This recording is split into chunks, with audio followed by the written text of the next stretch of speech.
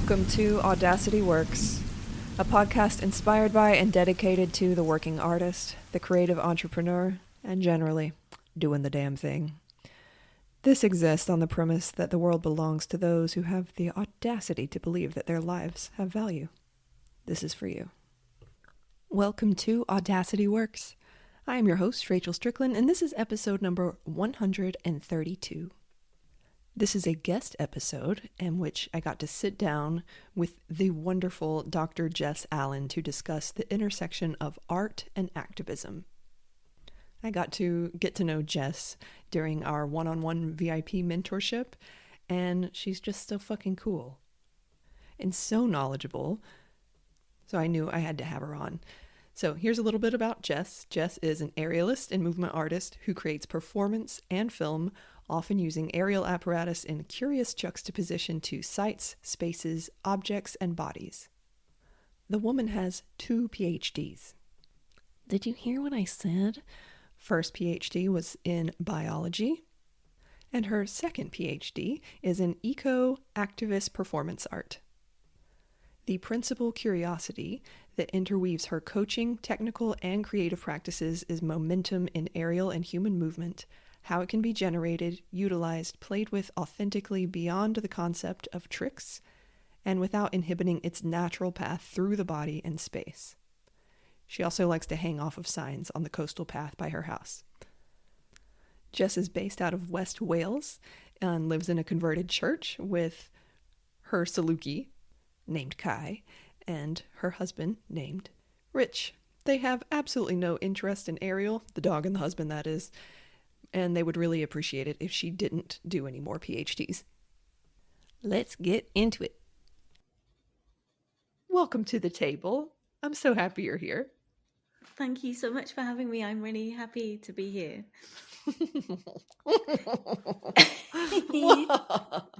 I think I do that every time. I just start laughing. So I think that we can start this in a like the way that it began. In our last one-on-one, you told me about an Instagram post, very well-meaning Instagram post that you saw that was like, art is activism, and you're like, no, it's not. And then you went on, and so I just want to ask you that same question, like as though you were seeing that Instagram post for the first time. Art is activism. What do you think? Oh, it's such a good question. Funnily enough, I came across the screenshot of the story response that I wrote in response to that post just today that I didn't then post because I thought, it's going to make me sound like a dick. But I saved it anyway because fundamentally, I really agreed with the sentiment of what this person was saying, that art is a wonderful form of resistance. And naturally, everything that we express online these days is done very often in the form of sound bites, and it's a really, it's a provocative and easy thing to write on a piece of paper. Art is activism. But I had a real kind of gut response to it, which is that, yeah, it's not because, well, it isn't, it isn't. But if you've done a PhD in that field, the requirements and the rigor of academic practice require you to justify your practice as an artist and an activist. And there are so many scholars, practitioners, curators who've written about art and activism. And it's such a complex, there are so many complex arguments. It's such a textured field. And I think I just had a bit of a knee-jerk reaction to that overly oversimplified sentence, I suppose. So yeah, that, and I just thought, there's so much to unpack here, and it's too easy to say that because it's a complex thing. So art is not activism, art is resistance. I think by default it can be resistance for sure. I mean, not by default, but I think, yeah, like choosing to engage, to make art, to create, to in the sense that art is art and exists as this wonderful thing in the world that, yes, we can sell it, but it doesn't have to participate in systems of kind of currency. It's, it's this well, it's a whole phenomenon. I'm not going to go on to like what is art, because Yeah, but I mean that comes a little bit into the conversation about art and activism for sure. You have to look at that, but I think, yeah, I feel like you can be making art, particularly creating in times of oppression, is a really wonderful resistance, whether or not the art is commenting on the oppression. I think when one is being oppressed, then it is a resistant act to be creative, to think beyond basic survival, to kind of be rebelliously saying, no, I choose to engage in creative practice. I choose to fully inhabit my humanity in that way. I think that is resistance, or can be resistant. But the art and activism thing has to, you have to start looking into, or the scholars that I was then kind of encouraged, or forced to read, have really gone into what is art and what is activism, and how do we marry them, and what are the problems, and what are the beauties of that. And I think it's just about, there's a lot of presumptions one can make, and I think I just need to say at the outset, I'm aware that I'm going off on one of my usual monologues, but I need to say at the outset that I have a recording device. When I'm recording lessons, it says monologue detection, and it tells you the percentage of monologues detected. I think my husband would find that very amusing. But I think I'm sorry, I've distracted myself with my own tangent now. But I think I need to say at the outset that I'm a really practical thinker. Like, I don't feel like I fit into academia in so many ways, because even though I've done 2 PhDs, I often joke I'm the only person stupid enough to need to do 2 PhDs to demonstrate, to prove unequivocally to themselves that they're not really an academic. I don't really fit into that world, partly because particularly in the humanities and arts, I really struggle with the level of forensic dissection of ideas and theorists and critical theory. I really love engaging with the ideas insofar as they intrigue me and support my practice as an artist, as a performer. But I think when it starts to become the dissection of ideas that's the only reason, like just in and of itself, that to dissect the idea. Me. Yeah, like that's the kind of, for some academics, that is their whole like modus operandi, their whole like reason for being is to really like tear apart, depending on their sensibility, ideas for the sake of it. So I think some of the arguments that I hope I'll end up like using today to clarify some of the theorists whose work I referenced, I don't necessarily agree with the need to tear apart what is art and what is activism. At the end of the day, I was making activist art, and that's how I went into my PhD, saying I want to make activist art, and then of course I had to do this kind of justification, this kind of retrospective justification of what even that was, but I don't necessarily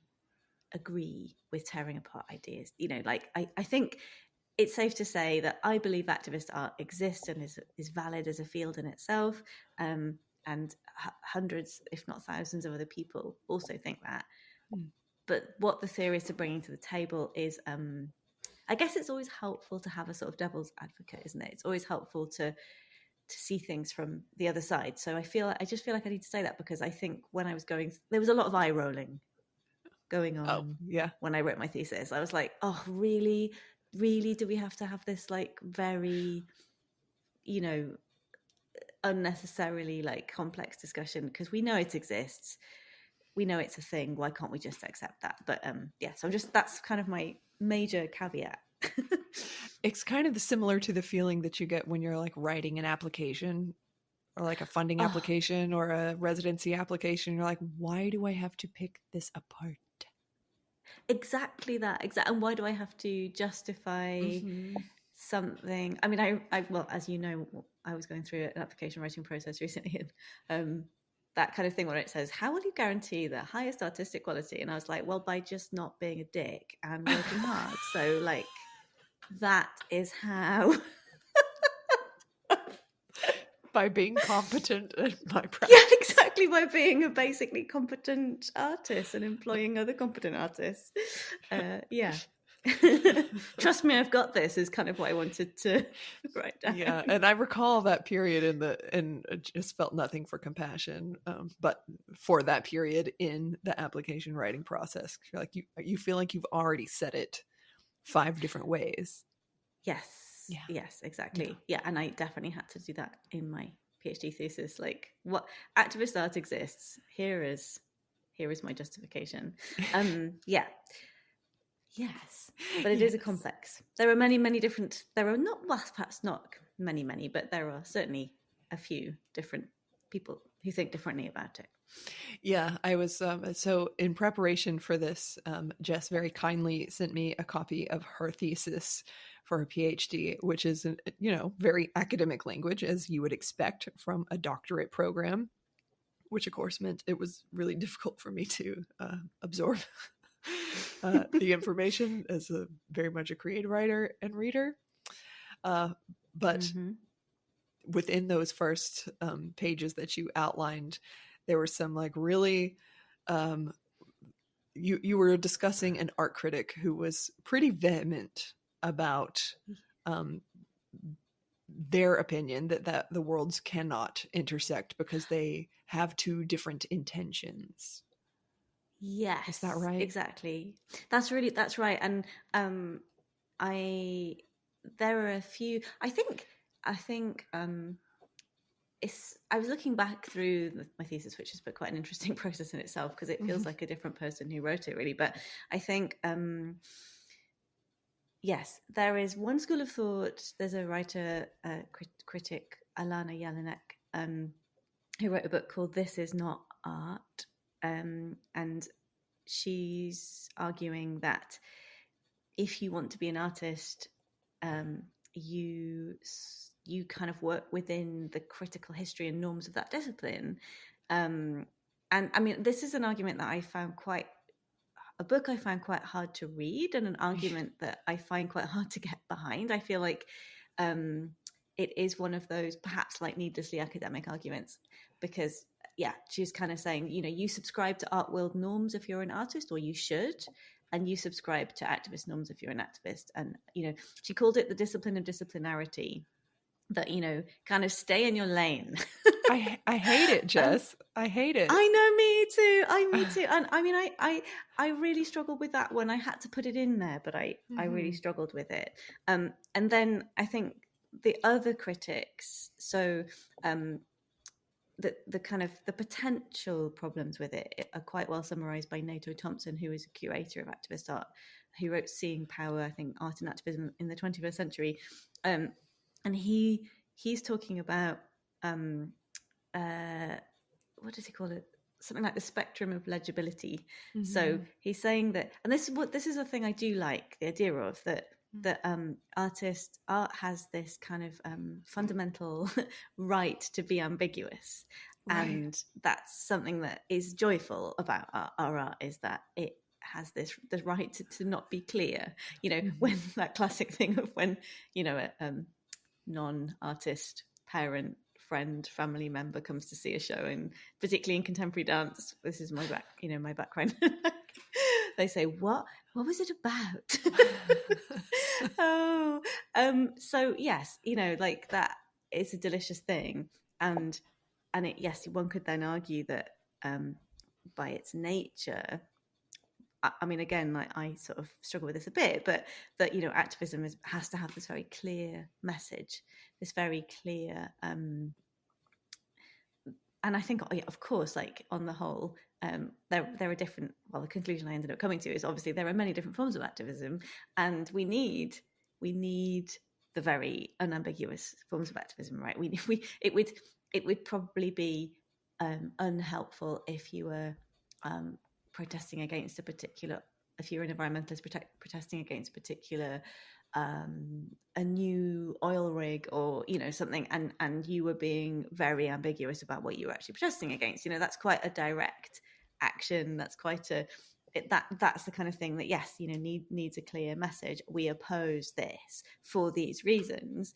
But I think the idea that you can't have more nuanced forms of activism that speak to different audiences is, and therefore, you know, art, which is inherently nuanced, can't kind of interface with it in those ways. I think that's I don't agree that it's not possible, because, you know, I agree that I believe that art is so wonderfully persuasive in these nuanced ways that we don't necessarily know that we're being persuaded sometimes by how we emotionally receive a work. So I feel like, but what he's really saying is that because activist art or art activism tends to be critiqued from one pole or the other, you know, either by activists looking in and going, well, that's not very clear, or artists looking in and going, well, that's a little bit didactic and patronizing, and it's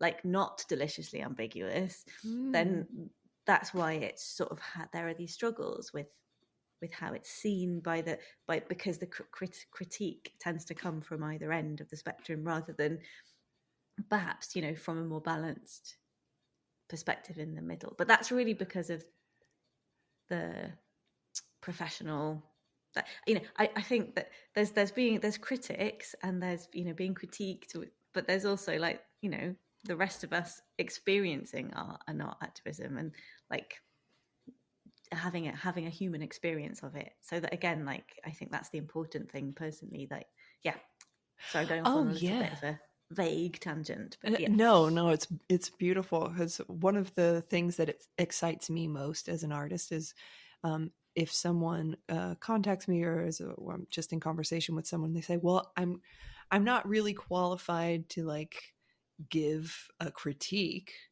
on your work, but I'm like, oh, this is going to be good, because I don't give a shit who feels qualified. You know, like, you're a living human person who saw my work and has something to say about it. I can't wait to hear what you have to say. Like, you're exactly who I want to be hearing from, not like some art critic, because I'm so far removed from that world. Like, who cares? Exactly. I mean, who do we, you know, if we only made work for critics, oh boy, it's like, you know, don't make your work for a circus audience. Make it for the world. Yeah, exactly. So yeah, I think that's definitely the thing with.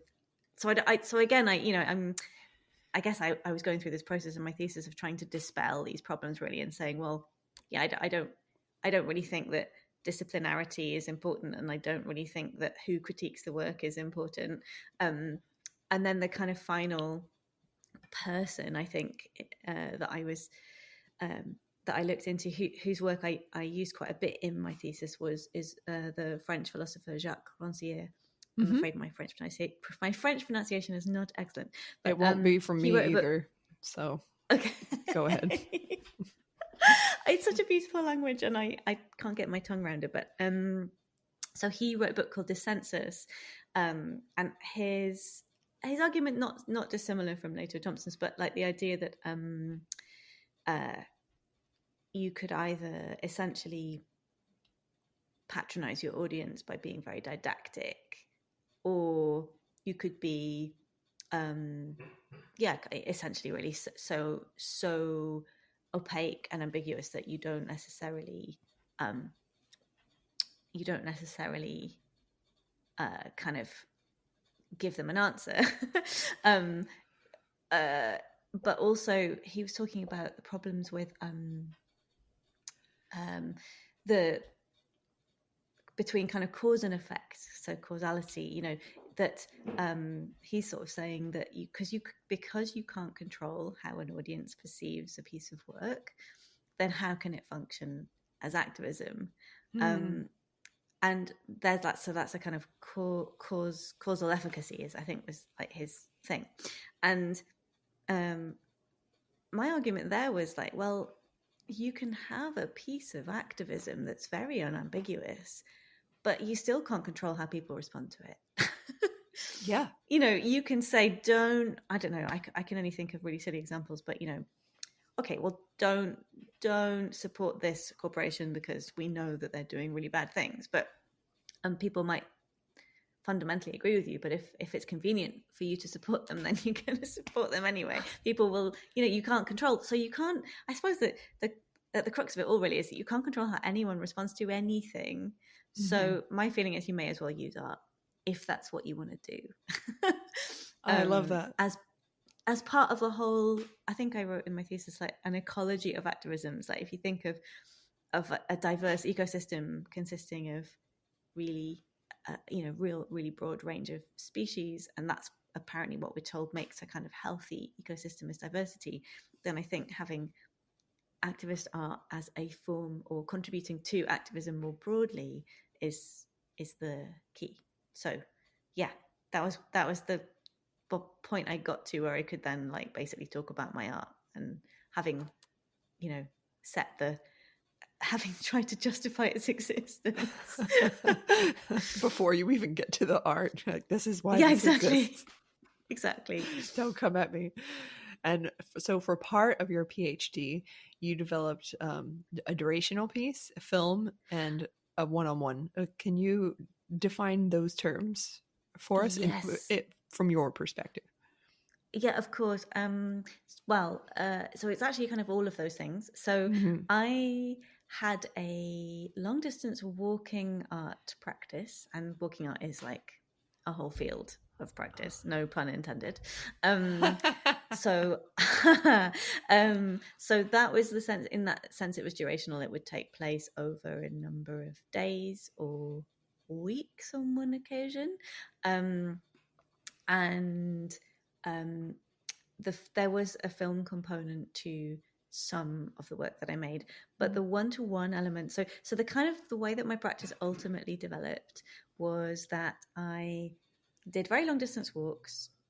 I wore, which had a very specific choreography. Like if you looked at a map, the shape of the walk or where I was walking had a very specific choreography that reflected some ecological concern. And I usually carried or wore something quite bizarre or out of context, certainly for being walking long distance in a rural landscape.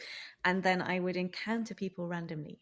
So my audience were not people who necessarily or very often did not expect to encounter the work. And then in the moment of our meeting, I would facilitate what I called a one-to-one performance intervention. And one-to-one performance is a field of practice that is small but amazing. I mean, I say amazing. Historically, I was drawing from practitioners, a beautiful artist in Scotland, from Scotland, Adrian Howells, or who's latterly based in Scotland, and he made really beautiful durational one-to-one work. For example, he had a piece called Foot Washing for the Soul, where he would go through a whole process of washing an audience member's feet, and in the process of asking them, in that process asking them questions. And it was about care, it was about intimacy, it was about touch. So obviously his work, that was much more long durational. He had another piece where he washed people's clothes, and they had a conversation for the whole duration of the time it took him to wash the clothes and dry them and fold them. And at that point he was in character. He was in a drag character as well in that particular piece. But yes, so he's a great person to look at that. But I was doing obviously much shorter interventions because they were normally happening, on a footpath. So one of the pieces I made, I walked in concentric circles. This is just an illustration. So concentric, like long distance circles, so up to a few miles or 20 miles. And I was carrying a yoke and buckets with water and stones. And I invited the people I met, who invariably asked me what on earth I was doing, to make a wish by taking a stone from the water in one bucket and placing it in the other bucket, and they had to put their hand into water as they did so. And then, but in between, I asked them I talked through 5 or 6 different, I asked them 5 or 6 different things about water and their relationship to water, to think about that they didn't have to respond to me. So that was like an internal thing before they made their wish and placed it in the other bucket. So that's kind of where my practice kind of got to by the end of my research process. But so that was just by way of trying to illustrate some of those things. It sounds very bizarre, but it was oddly profound. I love it. How many people did you like meet on a given day on the footpath? Well, that's a really good question as well, because I would normally start in a town or city. So the first couple of days would be a lot of people. And then, of course, my walks, because they were, I should explain better actually, that they were concentric circles around a kind of focal point. Like, so it was the idea of the form of the ripples that form around a drop when something's thrown into water. Mm-hmm.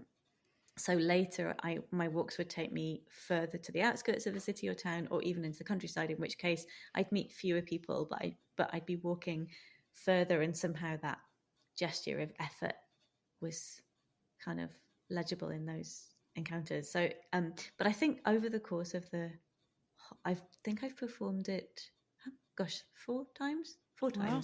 So I think I facilitated over 500 encounters in that time, I would say, probably. That's a lot of wishes. It's a lot of wishes. It's a lot of if I'd known now that I was, become a full-time aerialist, I don't think I would have. Now I look back at the photos and I'm like, my shoulders, what was I thinking? What was I doing? It does sound very uncomfortable. It wasn't great. I had because the yokes were traditionally made to fit people, so I had a much bigger person's yoke to carry. But anyway, there we are. I made my choices. Did people tell you what their wishes were? No. I very, very rarely, and I don't know if I'd actually be able to remember now.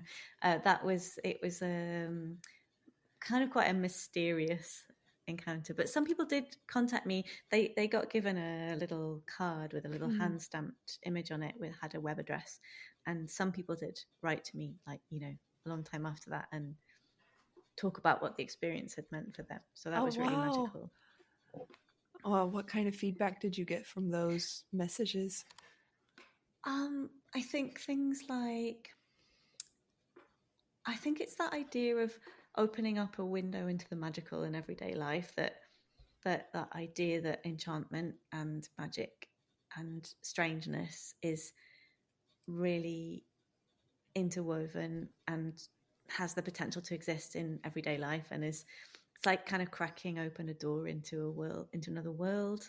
Some people talked about feeling really just that profound sense of connection or possibility. Some people talked about giving them a sense of confidence, or kind of better or a different kind of trust in strangers or the world, because of the kind of vulnerability of going out and just facilitating and encounters and talking to anyone. So some really, it felt really, it feels like a real privilege to do. That's beautiful. I can see you I can see it because I've seen pictures of it. And if you too want to see pictures of it, you can go to Jess's website. But she has a significant portfolio. And I remember that being one of the pieces that I got to see some of the footage. And so if you want to know more about that project, remind me what the name of that project was. Drop in the Ocean. A Drop in the Ocean. Yeah. And that, of course, will be in the show notes. And I'll also look up Hadrian, what did you say? Howell? Oh, Adrian Howell. Adrian Howell. Adrian Howell. Yeah. Okay. I will I'll collect a link for that as well if people want to look at his work. Okay. Right. He's sadly no longer alive. But his work has been beautifully, lovingly curated as a book about his work and resources online. So, yeah. Well, I know a lot of the folks at home.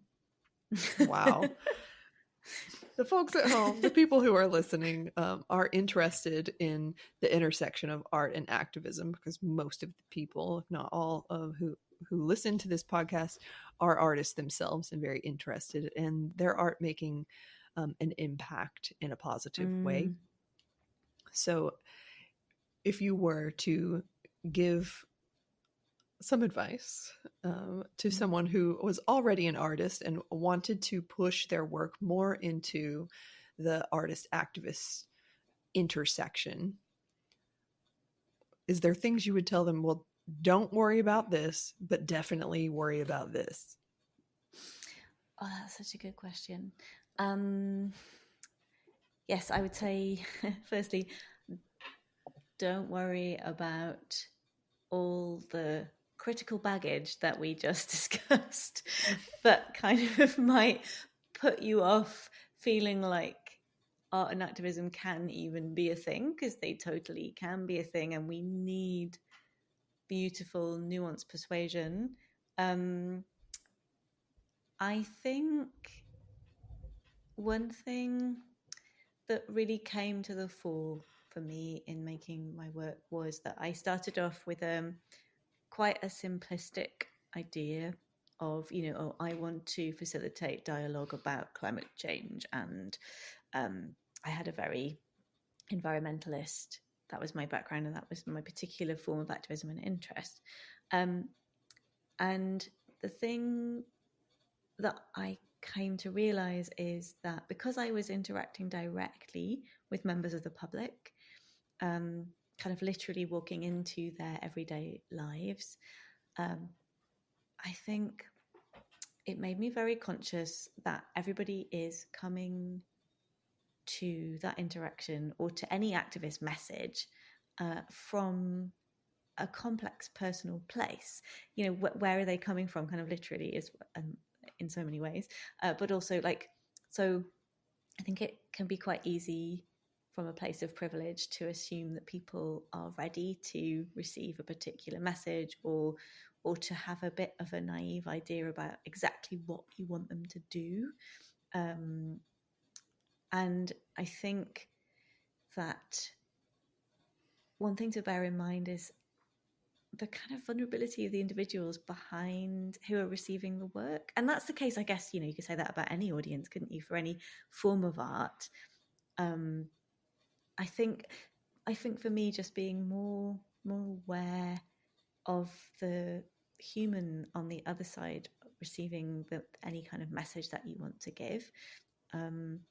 I don't know how one really considers that, and maybe because I was working one-to-one, it was easier to think in those terms.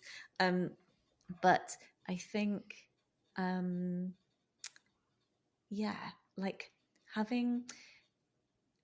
having a really clear message or a clear action that you want people to take in response to what you do is a bit of a path to, if not failure, then certainly frustration.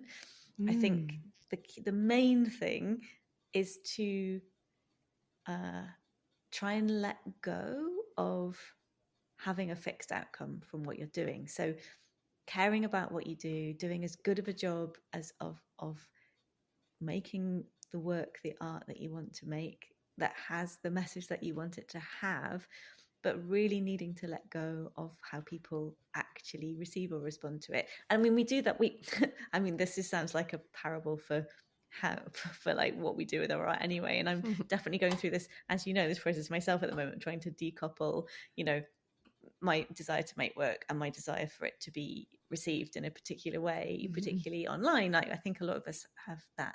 But I think with activist work, having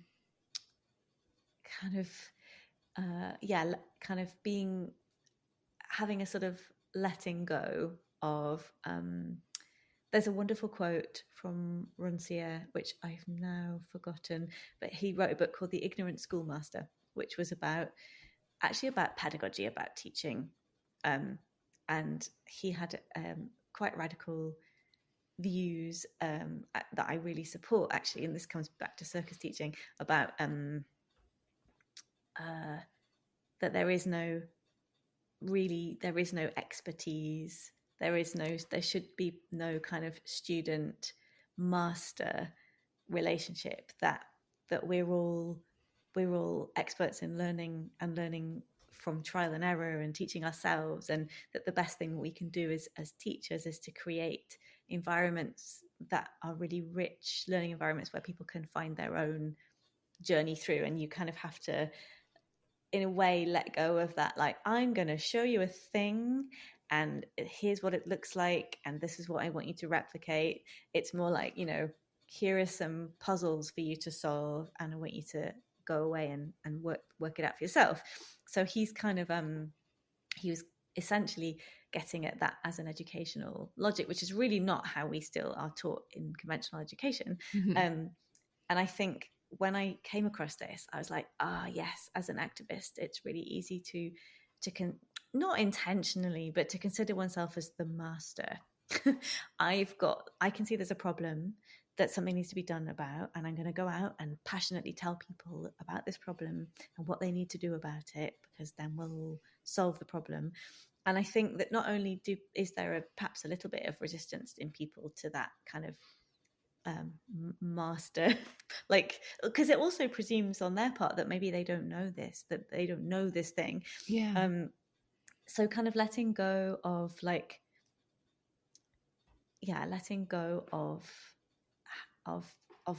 hitting people over the head with your message too loudly, I think, is quite important. That was a very long-winded answer. Sorry. No, I love your long answers.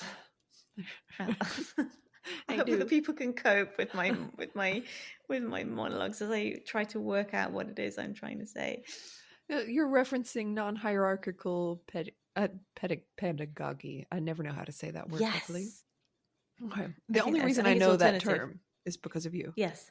Yeah. Oh, okay. I didn't know that was a thing. I'm like, what does that mean? But it's removing the master and disciple dynamic from learning environments.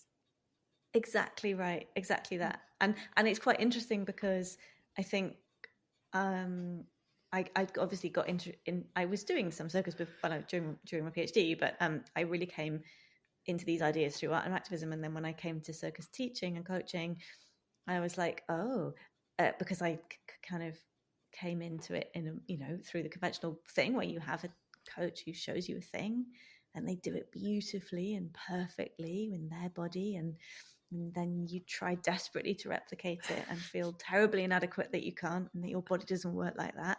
And obviously that's what I was also doing to my students. Like, here's me with my body doing a thing with all my dance training and all my background. And I remember at the time thinking, I've just kind of come from this place of critiquing traditional pedagogy, and here I am, like, really reinforcing it, because that is so much how we traditionally teach in circus. So it's been quite a process of trying to unpick that a little bit too in my coaching. But I definitely think if you want to make activist art, thinking about how you kind of put all these wonderful puzzles together for folks to work it out for themselves is actually more rewarding, maybe. It's kind of like, when you're trying to persuade someone who doesn't like being persuaded that they want to do something, and you have to try and persuade them that they came up with the idea themselves. Yes.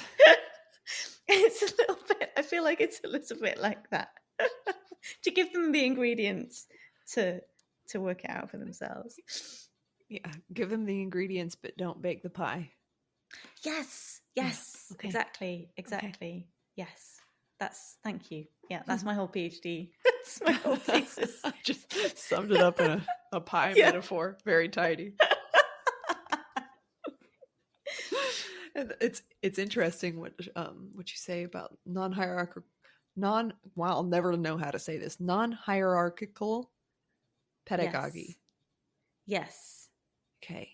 Which is, I think it's basically optional. Go on. I think some people say pedagogy and some people say pedagogy. Pedagogy. That's the premise for like all academia, which you've spent a fair amount of time in. Yes. For better or for worse. I mean, double doctorate human being. That's a lot of academia. So I can imagine having a really strong response to like envisioning a world in which it wasn't hierarchical. Yes. So how does that, we're kind of going off topic here, but I think it's like fascinating. So how does that look in practice, since the only model we're ever given is hierarchical? Oh, yeah. In practice, do you mean like circus teaching practice? Yeah, or sure. Yeah, we can go from activist there. practice? Yeah. I think it's like, so I once had to do an exercise where I considered how I would teach a hip key roll up if I wasn't going to do it by like going, this is what you're going to do. And it's kind of formulating everything as a question, really, as a puzzle for folks to feel in their own bodies. So rather than giving information, so a little bit like the ingredients in the pie, in a way, that you kind of put someone in a kitchen with an oven and with all the stuff that they might need, and you say, what I want to come out of this. So I'm sorry, I'm going into a non-circus example, but I want something really delicious, maybe like, fluffy, delicious, goes well with ice cream, that kind of, I'm something that's kind of satisfyingly stodgy in your mouth, eat with a spoon, and giving some, and so you're kind of framing it in terms of how you think the outcome might be. And there's going to be trial and error. It's really unlikely, unless they're really experienced. Say this is people who've never cooked and never baked before. There's going to be trial and error, because again, what we part of the reason that we have hierarchical and linear pedagogy is that it's deemed to be more efficient. Like, it's true. It is definitely sometimes true. When I remember my grandmother was a bit like this. She's like, I'll just do it for you, or I'll show you how to do it, because she didn't have the patience to see me struggling to work it out for myself. But I think that more robust and sustainable learning comes when we figure things out through trial and error. So it's unlikely that the cake would be particularly delicious and palatable on the first try, but after enough goes and returns to the kitchen, I think that the pie or the cake or whatever we're talking about would become, you would ultimately get closer to the solution, or you get closer to the hip key roll up. But if you're presented with things as a broken down series of challenges, where you're trying to achieve an outcome, and you're being actively encouraged to experiment rather than narrow down. So I think the other thing is we try to narrow down our choices all the time when we're learning, because we want to be efficient, and we want that there's always this idea that we arrive at this perfect or the right answer. And of course that often is a right answer. But also in circus, there's a right answer for your body. Like, it's not necessarily like a universal right answer as well. So I think it's about exploring diversity. What's it called in motor learning? Variability. Exploring variability and really celebrating it, because actually, trying things, a really broad range of things, to see what works and what doesn't within the realms of what feels or is ostensibly safe for your body, is actually really enriching in our movement practice and our understanding. So I think and how that would look like in practice in terms of art making, yes, I think that's more subtle and nuanced again, because you're providing people with a finished piece of art. But I suppose it's maybe dropping enough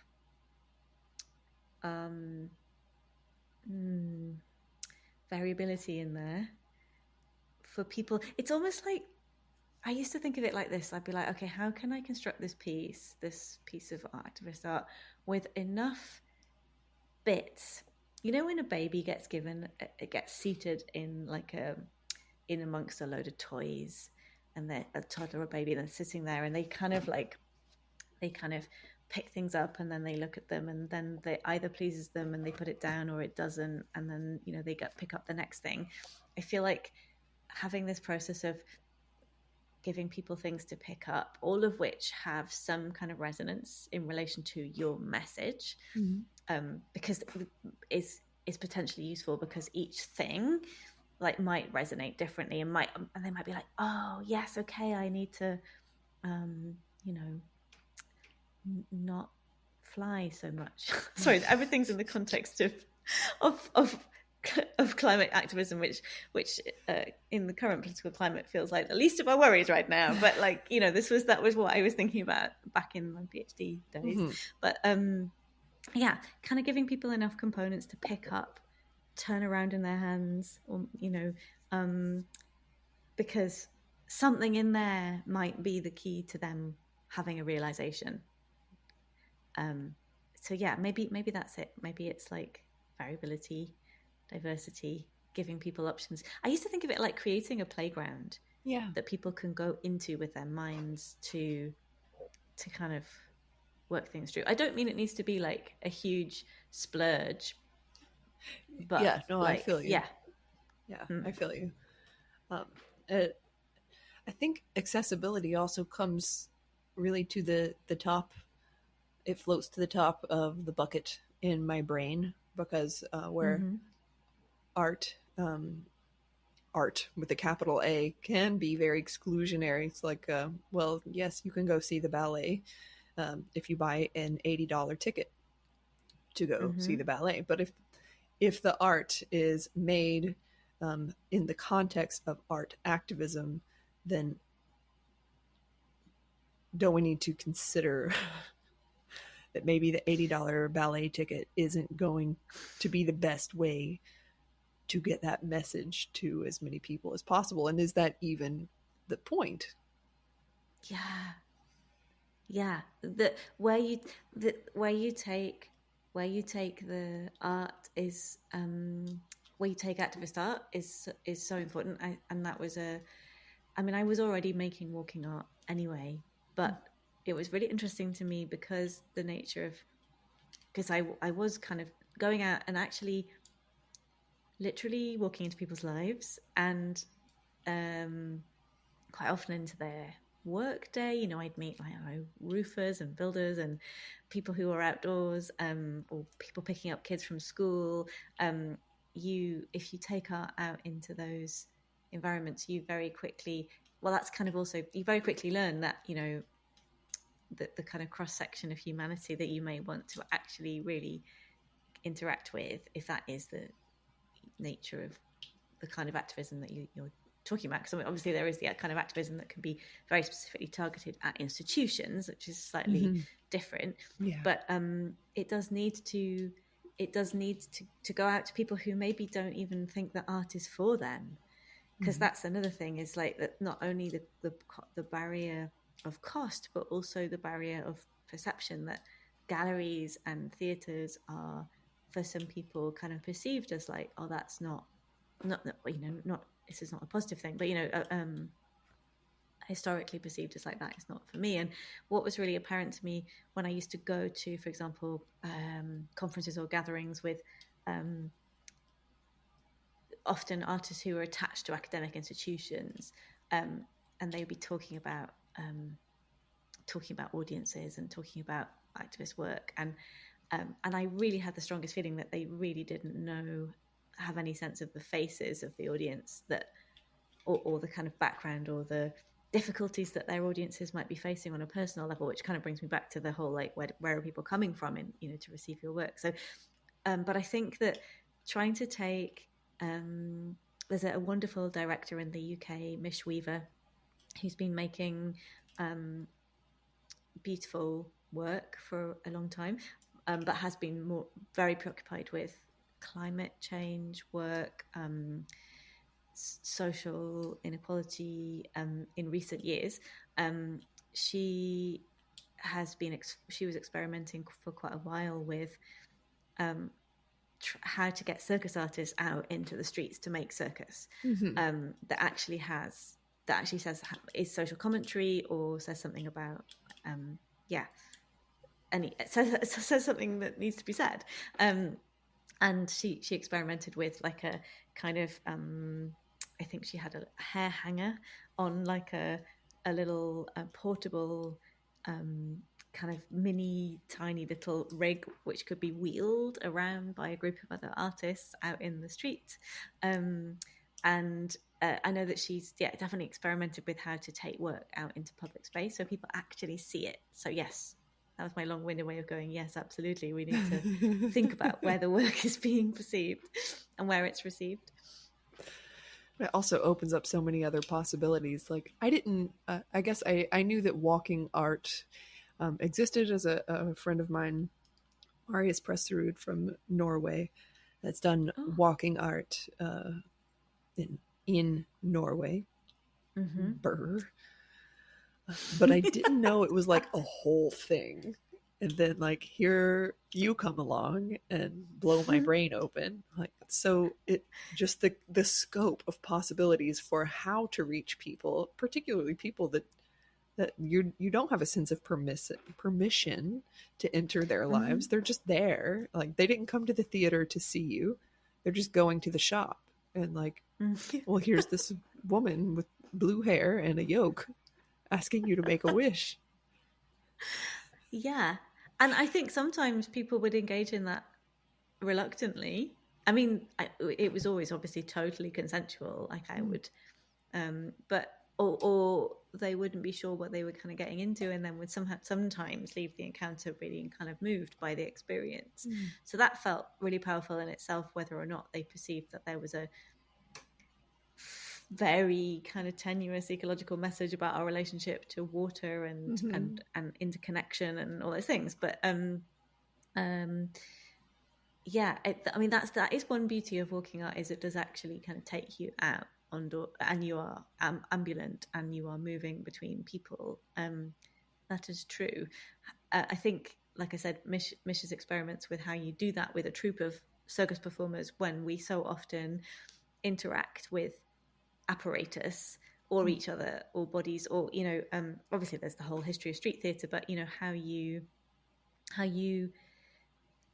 take performance out in such a way that even street theatre, I think people might not stop and be still and watch if they're in the middle of something. So how do you deliver a quick, powerful interaction when people are in the middle of a busy day? Because I one of the hardest experiences of doing that work was remembering what it felt like, when I've been walking through an urban environment and I'm busy and I'm stressed and just had a message about something stressful and I got to go and pick up something and I haven't got much time left on my parking and you get a sort of I don't know if this is a thing in the US, but the person with the clipboard. Yes, the person. Yes, it's a thing. And no one is ever happy to see them, ever. No, and it's just like you just not no. And so I was really conscious that I was like in that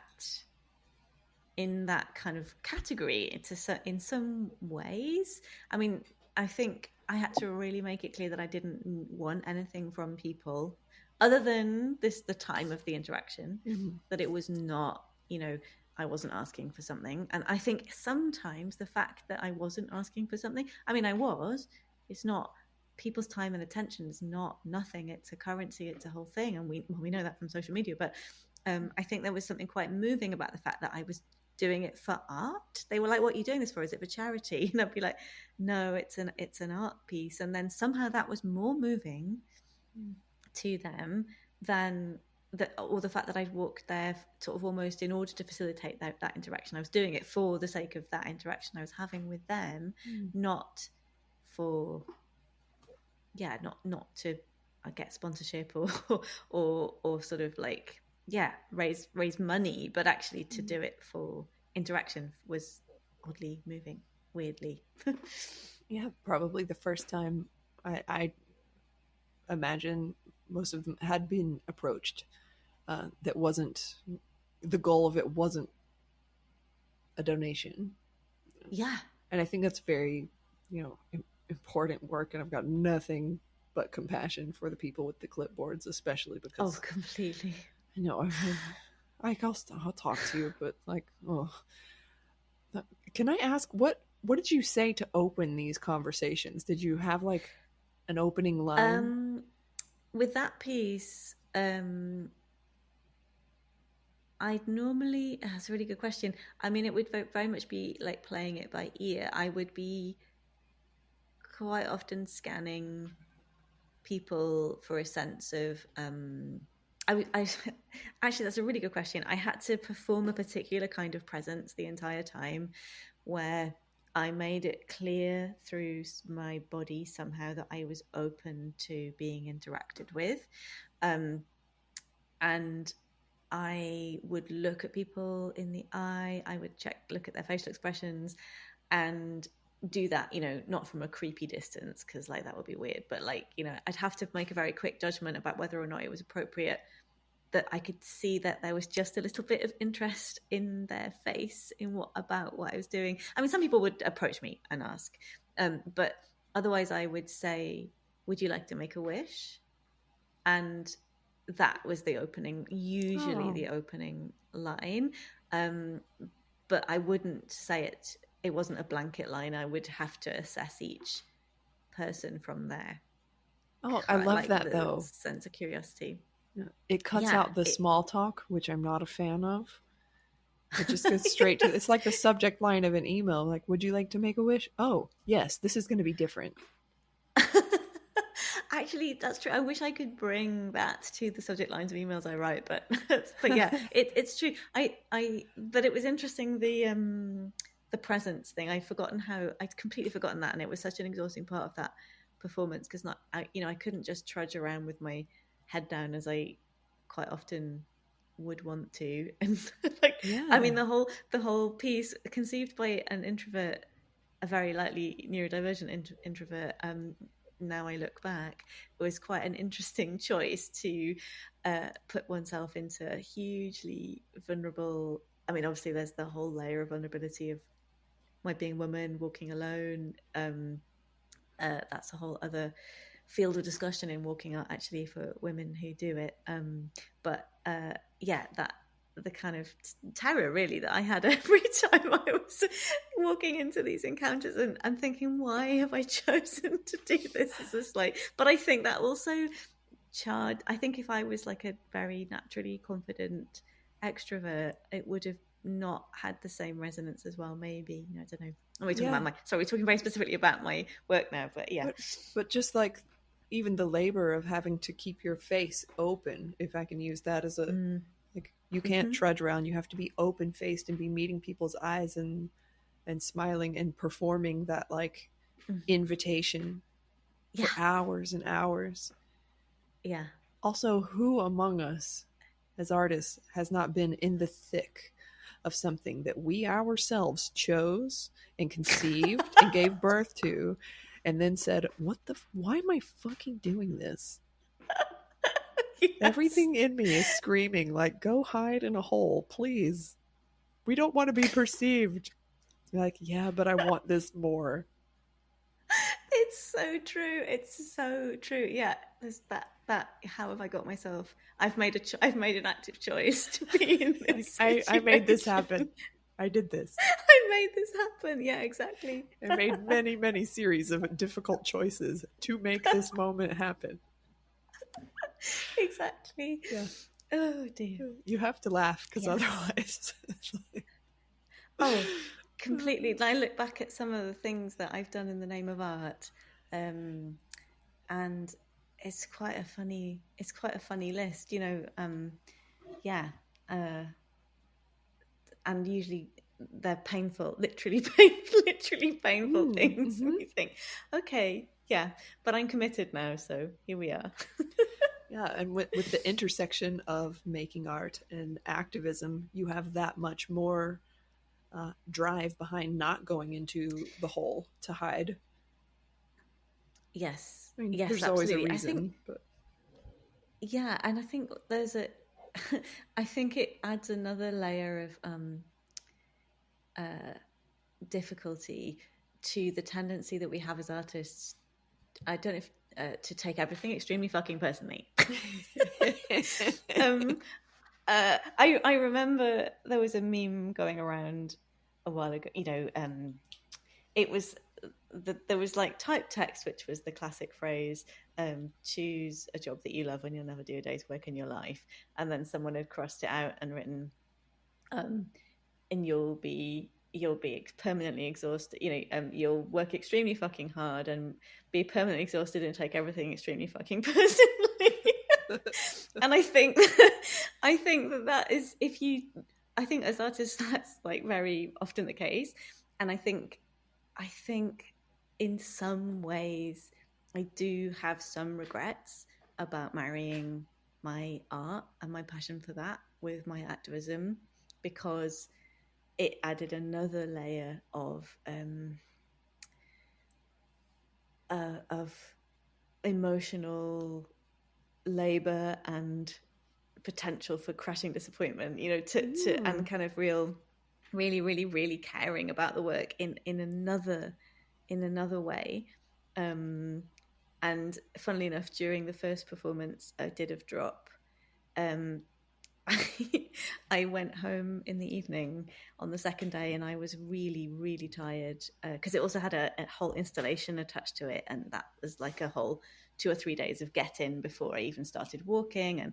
And my partner at the time had been to the supermarket and bought some chilies and put them in a plastic bag. Now, I appreciate that.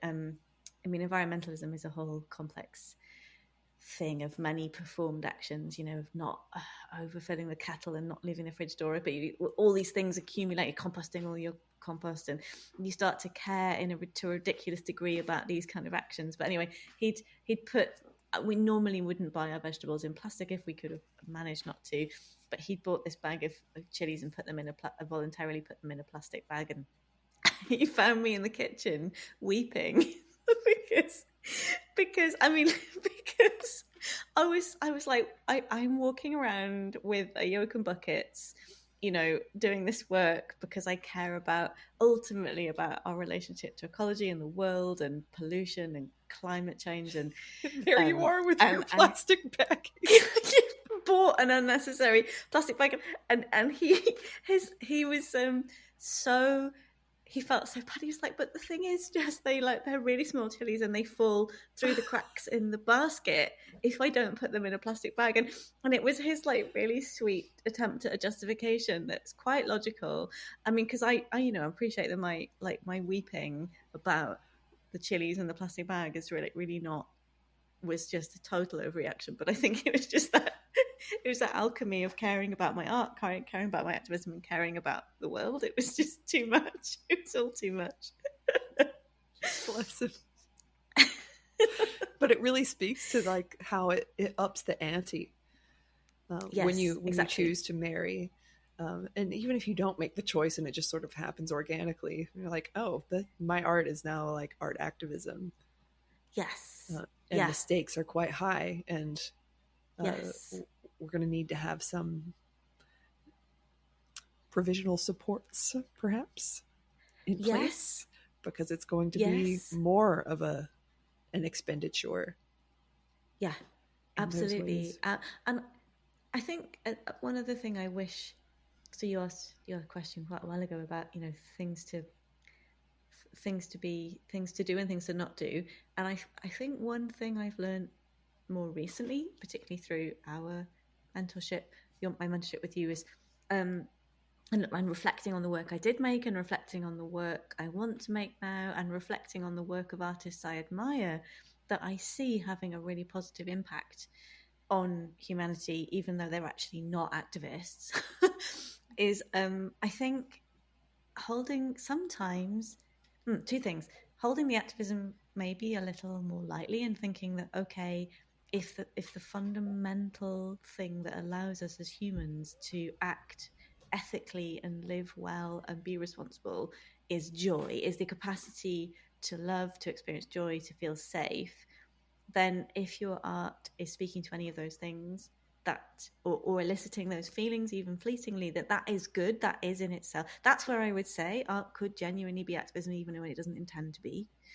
That's where I would say that that if you are helping to create conditions of joy or acceptance or all the things that are good, that contribute to people responding ethically, selfishly, altruistically to others, all good, chef's kiss. And also I would say that I think it might be important to also make art that's just I'm doing inverted commas fingers because I realize that people can't see me doing that, because I spent so long having this really worthy, earnest approach to I can't make art that isn't activist now, was a really big thing, and it really stopped me. And when I got to a place, for complex reasons, where I had a problematic relationship with my arts practice through the PhD process and having to microanalyze it to a point that I kind of lost the will to do it, then meant I actually sort of stopped making art for a really long time, because I thought I could only or should only make art that had, that had a wider value. And so I think having kind of come full circle to contradict myself, which is that that person who wrote online art is activism, if your art is touching people really positively, then you're laying the groundwork for people to do good things in the world anyway. So yeah. So I think, but feeling like you have permission to just make any art. You don't, if you make an activist art piece, you don't have to be an activist artist for the rest of your life. You can make other art, and you can make art that brings you joy. I think maybe is another. I'm so happy that you said that. Oh, good. Because I was kind of like, I was feeling like that should be the last question that I ask you. But I've seen people getting stalled out in their arts practice because we look at the landscape that we're trying to operate in. We're like, well, anything I make should and must be based in activism, or what's the point? It's just like a self-masturbatory expression. Which is a very cruel way of describing a personal arts practice.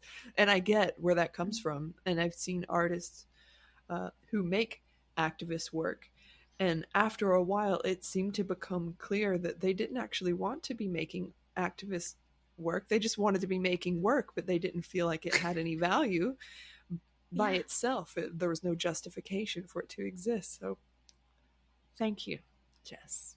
Oh, okay. No, well, thank you. It's like such a great thing to think through these things, and particularly over time, to look back it's a lot easier now to look back at that and have some distance from the work that I've made and know where I'm going with the work that I want to make, and particularly making peace with that journey from, making activist art to making art, and realizing that you can go back and forth quite comfortably, that you don't have to, you're not kind of committed to one trajectory forevermore. Particularly if you care about the world, you kind of, it's sort of woven into what you do as well. But can I say one last thing? Yes, please. Yeah. Yes. No, just one thing that's really intrigued me, and I wish that had informed my practice back in the day, is as you know, I have recently been going back out and making, quite by surprise, like hanging off things outdoors on the West Wales coast path, in kind of taking my aerial practice out onto site, and just doing stuff and filming myself and having a joyful time exploring. And it's been really interesting how many people have written to me and said, this just brings me so much joy. And all I'm doing is totally self-indulgently leaning into, well, I mean, not in a bad way, but, leaning into joy and playfulness, and with absolutely no intention to have any kind of wider message. It's just, here I am hanging off a signpost. It's giving me joy. And for people to write that to me, from now, and it was such a surprise and such a I don't know, not vindication, but like, because that wouldn't be a surprise, but it's just been really joyful, because I thought, oh great, if I'm loving what I do, then maybe there is legibility in that, and if that brings people joy, and that enables them to be more active, happy citizens, then that, my job here, my work here is done. And so I think there's a real value to be said, that not to lose sight of your own joy, I think, as an activist, artist, or human generally. Thank you for that. I'm so glad that you're getting that feedback as well. It's like things have really come, I don't want to say full circle, because that precludes that there's like an end, and there isn't an end.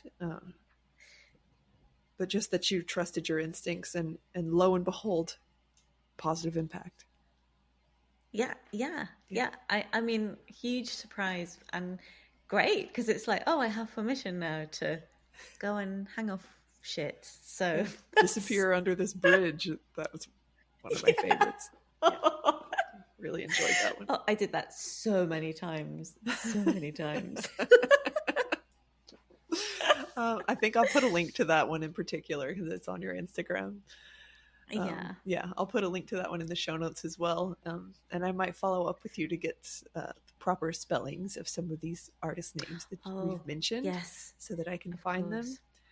But if people wanted to work with you, or I don't know if you want people chatting to you, so this would be a good time for me to ask that. I actually was thinking today that I love sharing WhatsApp voice notes with, well, not just WhatsApp, usually Instagram now allows you up to 5 minutes, so hurrah. Right. So yeah, like it's one of the things I love doing when I'm out walking, is sharing. I'm not very good, as you know, at typing, tippy tappies. I'm not very good at typing these days. I think the 80,000 word PhD thesis is just like took it out of me. But I love hearing from folks. If anything that I have said or do has any resonance, that I really enjoy sharing ideas and hearing about people's practice and stuff. So yeah, absolutely. But that's, voice notes are, I mean, I'm perfectly happy to read messages. That's lovely. I will tend to respond through the medium of voice, though hopefully like not over an hour and a half. Sorry. It's like, Lord. I'll try to keep them short. Well, you can reach Jess at the links in the show notes, and not send her an hour and a half long voice note, but a short one she would enjoy on her walks with Kai, the dog, in the Welsh countryside. Jess, thank you so much for being here. I'm so excited to share this with everyone, and just wanted to say thank you for your time and for your beautiful brain. Thank you so much for having me. It's been a real honor to be here.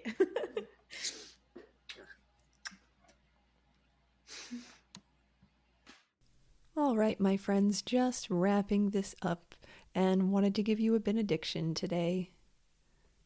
It occurred to me while I was listening back over this episode that, like, Jess is probably the person to talk to about process-based work. I was asking if anyone knew someone who, like, just is super into process-based work, and while there is products, anyway, that's okay. I don't need to be thinking out loud to you. I'm just here to say thank you.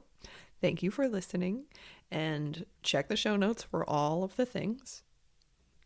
If you have requests for future episodes, you can reach me always on Instagram at Rachel Strickland Creative, or on Patreon at Rachel Strickland Creative. This podcast is powered by Patreon, so thank you so much, oh my God, to my patrons for allowing me to exist the way I do in the world, because it would be really hard without you. Thank you. I thank you for your help and for believing in me. If this was helpful to you, the biggest compliments that you could give me would be either to support the work on Patreon or to share it with someone that you thought it could help. Or both. I don't know. Thank you so much, my friends. And wherever you are on your own journeys, at the intersection of art and activism, and even if there is no intersection, happy travels. Don't go back to sleep.